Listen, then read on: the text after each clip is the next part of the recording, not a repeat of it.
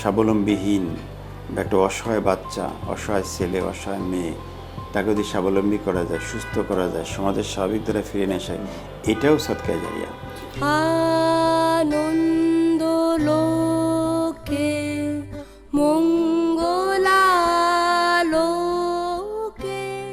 ইট ইস true, universal truth. আপনি আমি সকলকে কিন্তু মরতে হবে এবং আপনি কিছু নিতে পারবেন না। যাওয়ার সময় যে কাপড়টা দিবে যদি কপালে থাকে, সেটা কিন্তু কোনো কিছু নাই, পকেট নাই, আমি কিছুই নিতে পারবো না। আমি আশা করি সমাজের আরও বিত্তমান যারা আছে তারা সকলেই আগে আসবেন। আমাদের সাথে যুক্ত হতে পেরে এখন কেমন লাগছে আপনার? নিঃসন্দেহে ভালো লেগেছে, এতে কোনো সন্দেহ নাই। আমি আমার এলাকায় মোহাম্মদপুরেও একটা সংগঠন আছে, তো সেখানেও সমাজের পিছিয়ে পড়া যে মানুষগুলো আছে তাদের জন্য আমি নিয়মিত সাপোর্ট দিয়ে যাই এবং এই সাপোর্ট যে শুধু দান বা করুণার মতো নয়, আমি চেষ্টা করছি তারা যেন স্বাবলম্বী হতে পারে। আমরা ইতিমধ্যে তাদেরকে এক সপ্তাহ একটা প্রশিক্ষণ দিয়েছি যে হাতে কলমে যে যেটা পারে তাকে শেখাবো, স্কিল ডেভেলপমেন্ট করা। সেটা অলরেডি আমরা করেছি, উই ডিড ইট। এরপরে তার মধ্যে কিন্তু আছে যেটা বলেছিলাম যে কথা বলতে পারে না, এমনও আছে যাদের অত চোখ ঠিকমতো দেখতে পারে না, তাও আছে। তারপরে বিকলাঙ্গ আছে, বিভিন্ন কানে শুনতে পারে না, বিভিন্ন ধরনের আছে। তো তাদেরকে সেভাবেই আমরা ট্রেনিংপ্রাপ্ত ট্রেনার দিয়ে ট্রেনিং দেওয়া হয়েছে।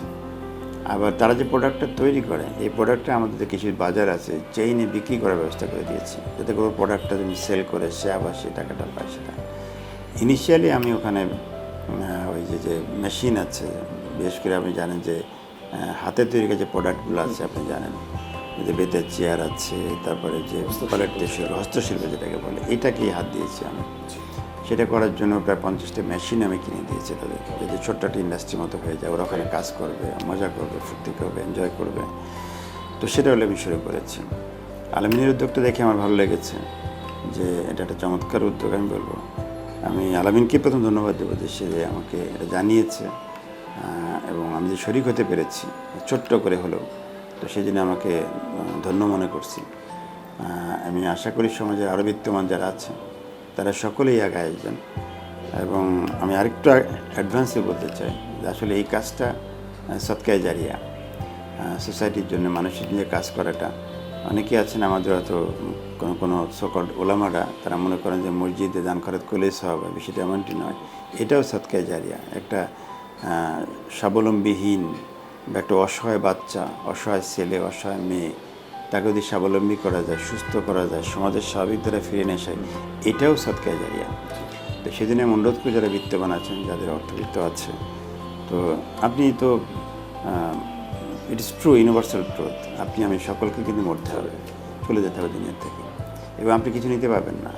শুধু এখন যে যার শার্ট পরে আছি, পকেট আছে, মানি ব্যাগ আছে, যাওয়ার সময় যে কাপড়টা দিবে যদি কপালে থাকে, সেটা কিন্তু কোনো কিছু নাই, পকেট নাই, আমি কিছুই নিতে পারবো না।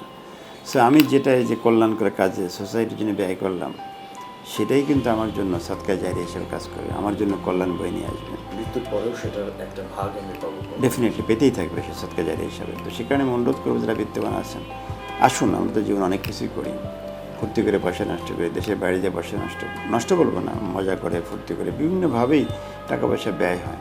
আসুন না, ওর একটা অংশ আমরা এই সোসাইটিকে দেই, যারা ডিজেবল আছে, যারা চলাফেরা করতে পারছে না, তাহলে তারাও সমাজের মূলধারায় ফিরে আসতে পারবে।